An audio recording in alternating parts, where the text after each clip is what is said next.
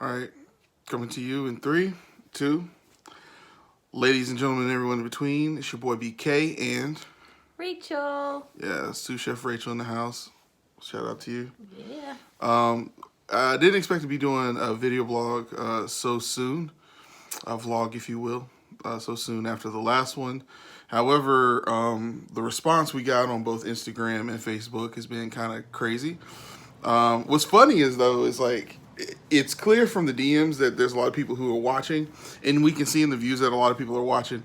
What's funny is that people are so into what we're like, the content, that they're not actually like pressing like, which is funny. But no, but shout out to everybody who had some feedback for us. Rachel and I both had an amazing time at Supper Club Saturday night. Yeah. Shout out to Em and Scott. Shout out to What up? Isaiah and Jess and all the kids And who Brian. were there. Yes, and Brian, of course. You got B-Rye. It's like the most important guest of all. Right? You know what I'm saying? Shout out to you, Yeah. Brian. So I know anyway, you're watching this. exactly. So shout out to you for that. But it was a lot of fun. Just so you know, kind of how that worked. It definitely was a really big test for us. You got some reflection on your glasses to your head a little bit. There you go. It was a really good test for us to put that on. It was definitely one of the top 3 best plates that I've ever created. It was a menu that I worked really hard on, and I could have done it without this one right here. Sous Chef Rachel was in the house. She jumped in and just kind of helped assist, keep plates clean, serve, and everything. And it was dope. So I really appreciate you. Yeah, no problem. Love you. Love you too, man. That's what's up. So definitely gonna be doing more stuff of that pretty soon. But I just wanted to get that out of the way before I did any more vlogging on it and all that stuff. So that's what's been going down there. What? I actually have to go. Oh, But okay. I wanted to tell y'all hi, and I hope y'all have a good day. All right. I'll let you. Talk to you later. Okay, I guess I'm doing this one on my own. She rated it. She didn't really want. Rachel's still practicing with being on camera and everything. So she's getting there. We're gonna get her to the next level pretty soon. So y'all will see some episodes hosted by her and only her. She's like, I will get on for a little bit and then I'm gonna hop off. It's real cute. I appreciate it. But she's off doing some stuff. She went to Michael's and on the way home from Ackworth and got some piping bags. She's did some cupcakes for like they have like a high school reunion thing with Lassiter. By the way, if you're watching this and you're part of the Lassiter, is it the 20-year reunion crew? Shout out to y'all. She told me that some of y'all said that y'all been watching your boy BK, and even though I didn't go to high school with y'all feel like y'all kind of know me and you wanted to meet me. So sure, we'll throw a shrimp on the bobby or something pretty soon. So shout out to y'all. That's what's up. I appreciate the love and the support. A little bit about that meal that you saw if you wanted to have any more information about it. Again, it was a completely keto meal, something that's not going to lock you out of ketosis. Like I said, is one of the most elevated dishes I've ever had, one of the most composed meals that I've ever created. The kind of concept of it was to take something that could be very starchy, such as a potato, and really elevate that. So what we did is we did a mashed cauliflower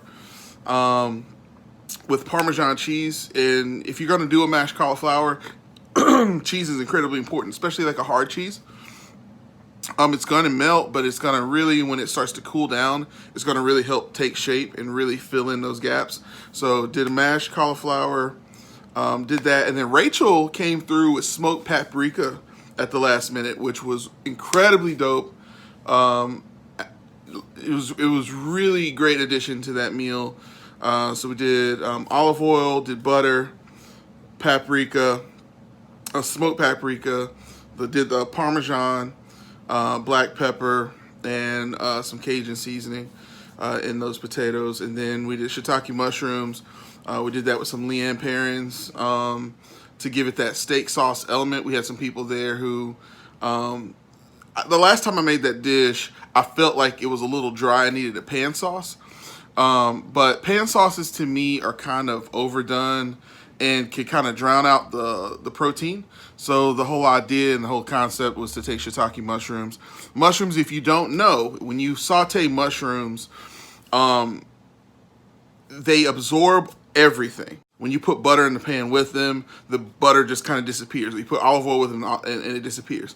It's because the way mushrooms are composed genetically, they absorb everything, and it's like a sponge that it almost the water disappears. So you can end up putting a lot of butter and never overcook mushrooms. So it's a good idea to put a little water in there when you saute along with it. So kind of doing kind of like a searing blanch with those. So that's just a little pro tip when it comes to mushrooms. Don't be afraid to use water.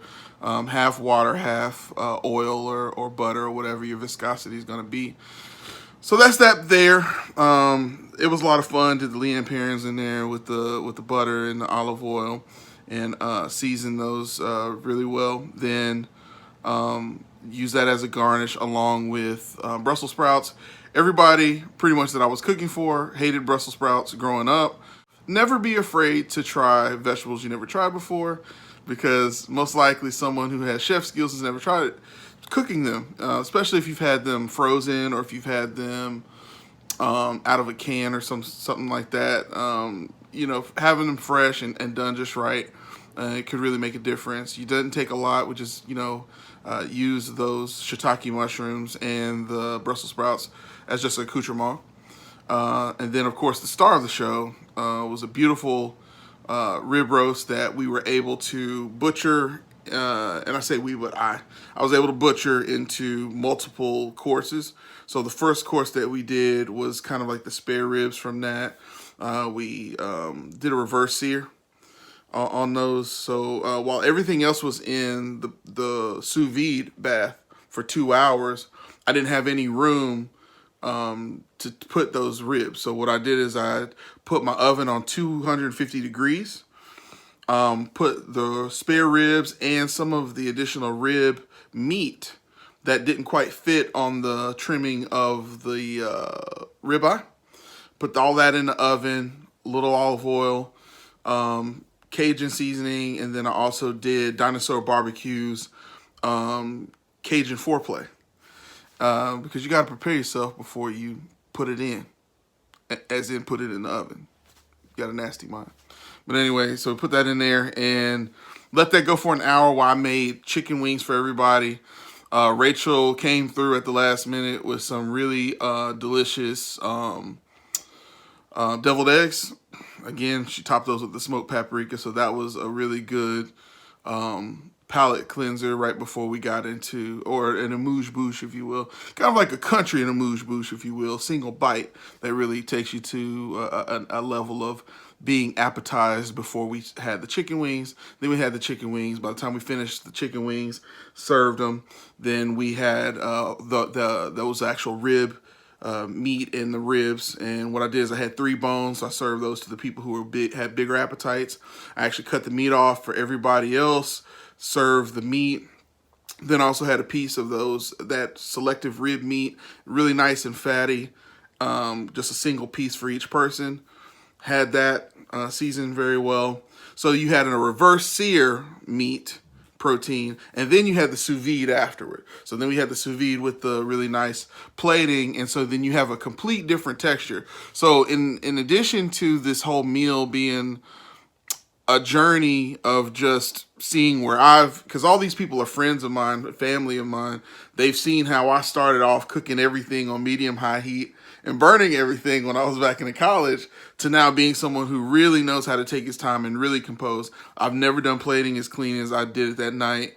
Had a really cool table that Rachel set up in the middle of the kitchen, had all the plates already laid out for me. She wrote the silverware. That's my rock. That's my partner. That's sous chef Rachel, man. She did that thing. And so I could really focus on cooking and helping to entertain everybody. Had a little music going on, keep myself in the zone. Had my head wrap on so I didn't get no head chips in the plates or anything like that. No hairs. And so so it was a really cool meal, man. And then I'm kind of at a loss by the response that I've gotten from a meal that I knew was going to be cool, but I didn't expect it to be so life-changing for me. It really solidified that the path I'm kind of taking with my wife and with the hashtag Cooking and Right, at Cooking and Right on Instagram, at Cooking and Right on Twitter, and pretty soon Cooking and Right on YouTube is the next step in my evolution. It's kind of funny. Shout out to Jay Daniel. He and I had a conversation back and forth in the last 24 hours about how Jay Daniel is someone who, to diverge a little bit, is an incredibly talented photographer, storyteller with every image.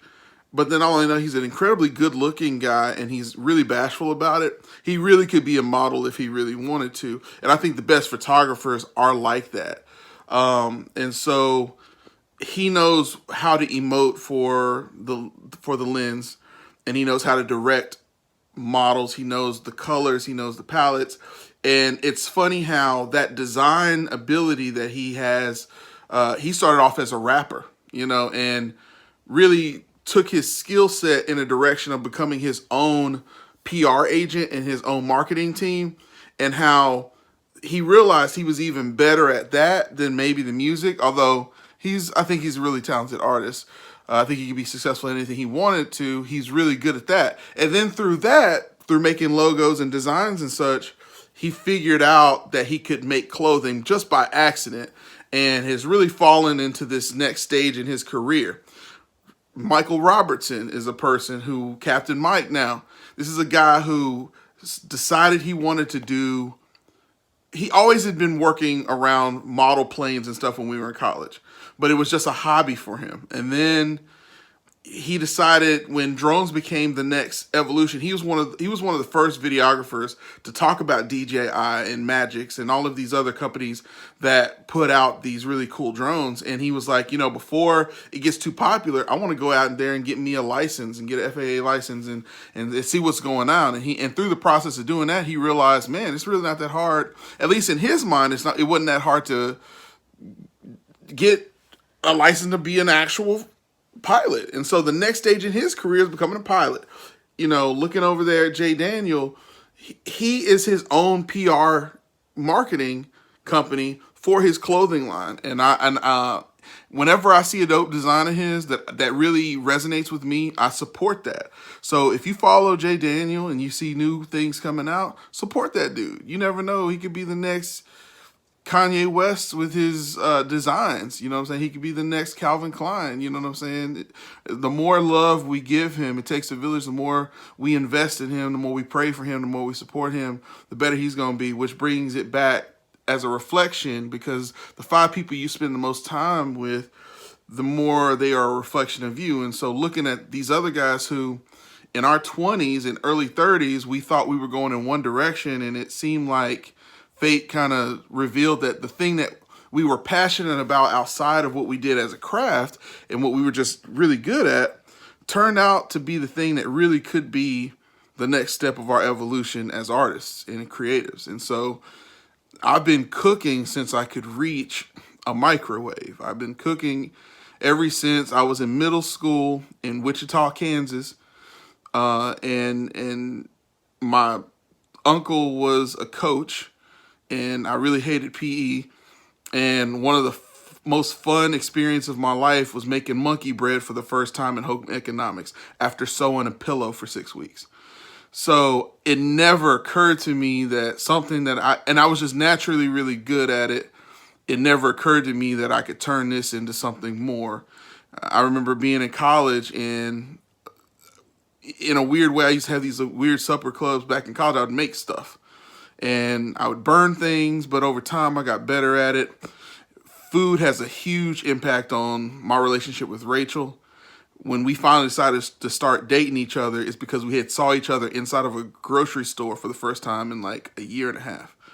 So food is really important to me. It's something that really makes me... I used to sketch and draw comic books when I was younger. My passion for that was replaced by cooking. And to be able to nourish yourself and nourish the people you love on the inside, that's something that's like passionate to me. So it's because of you guys out there who send the DMs, who send the support. It just makes me even more fervent to try this out. Could it turn into nothing? yeah, and the sum total of my experience will be a fun time. You guys know me out there. I'm not afraid to risk and make a podcast that goes nowhere or make funny videos that end up being archived for all time. But everything that you do brings you closer to the truth of what you were born to be here for. So if nothing else, this next stage in my career is a learning experience. So there we go.